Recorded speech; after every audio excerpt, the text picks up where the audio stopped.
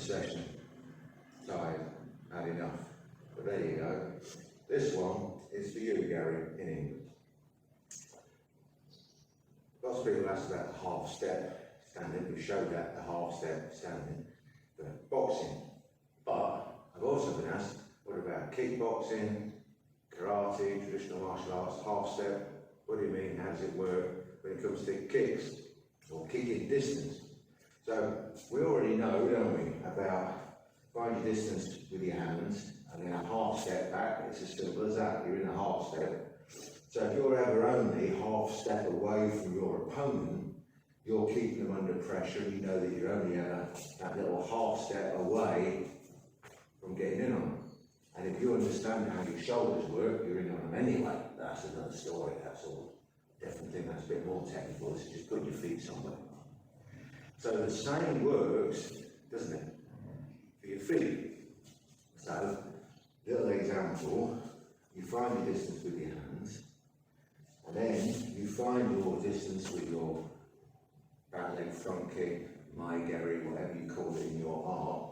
So you find your distance there, and then you take a half step. So now you know that this is the distance of your opponent, that you're only ever half step away from landing your kick. Unless you understand how the hips work, and you have it anyway. But again, that's another story about how you can move away and get closer, which I've told you all about before. So when it comes to this half step, you can make sure that you're only ever that half step away.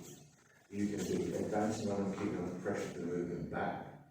If you're moving back, you can maintain your half step distance once you understand it. And you can practice it on a bag, you can practice it against a wall, against any inanimate object. And then once you've got it, you can practice it against actual real objects that move around, like people, things like that. And then do it in your drills first of all, and build up your skills so that you can do it in light sparring, heavy sparring, and then in a fight. You're not going to be able to take it immediately into a fight. You've got to build the skills first. Make no excuse for the fact that what we teach you is a learned skill. So, what else can you do with this half step? I mentioned before about giving a present and taking it away. Extreme example to make a point. You wouldn't do it like this. This is an extreme example to make a point. If you did it like this, you're either insanely gifted or just insane. Okay. So, you give a present, you take it away. You give a present, when they go for it, you take it away and count. Again, insane example. You give them a present, you take it away, and then, because you know that they're going to go for it. You know they're going to attack that gift that you've given them.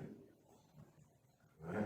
Now, I know that's a silly example, but there's lots of ways if you use your brain, use your imagination, there's lots of ways that you can use that to your advantage. To give them a present and take it away. Anyway, hope that helped, Gary.